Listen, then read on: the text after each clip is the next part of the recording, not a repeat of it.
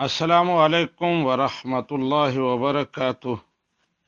میرپور سے رضوان صاحب پوچھتے ہیں کہ اگر اپنی مسجد میں انتظامیہ سے یا امام صاحب سے اختلاف ہو جائے تو دوسرے محلے کی مسجد میں جا کر نماز پڑھنا کیسا ہے؟ جی محمد رضوان صاحب، پہلی بات تو یہ ہے کہ اختلافات سے بچنا چاہیے۔ ہمیشہ اتحاد اور اتفاق کے ساتھ مسلمانوں کو رہنا چاہیے۔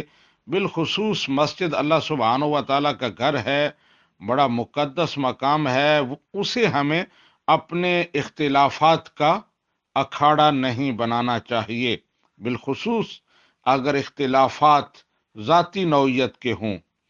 لیکن اگر فطری طور پر جو اختلافات ہوتے ہیں، رائے کا اختلاف، وہ کسی معاملے میں ناگزیر ہو جائے تو پھر اچھے انداز میں اس کا اظہار کیا جائے، اسے سالو کیا جائے، اور اگر کوشش کے باوجود وہ مسئلہ حل نہیں ہوتا تو پھر مسجد میں دنگا فساد اور بدامنی سے بچنے کے لیے دوسری مسجد میں چلے جانا یہ بہتر اقدام ہے، اور اس پر شریعت کی طرف سے کوئی ایسی پابندی نہیں ہے، وہاں بھی آپ کی نماز ہو جائے گی شرعاً۔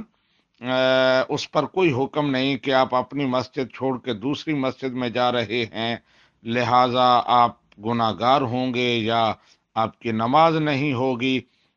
تو یہ مسئلہ ہے، کوشش کریں اختلافات کو اچھے انداز میں حل کریں، اور اگر ممکن نہیں ہے تو پھر دوسری مسجد میں جانے میں کوئی حرج نہیں ہے۔ ھذا ما عندی واللہ ورسولہ اعلم بالصواب۔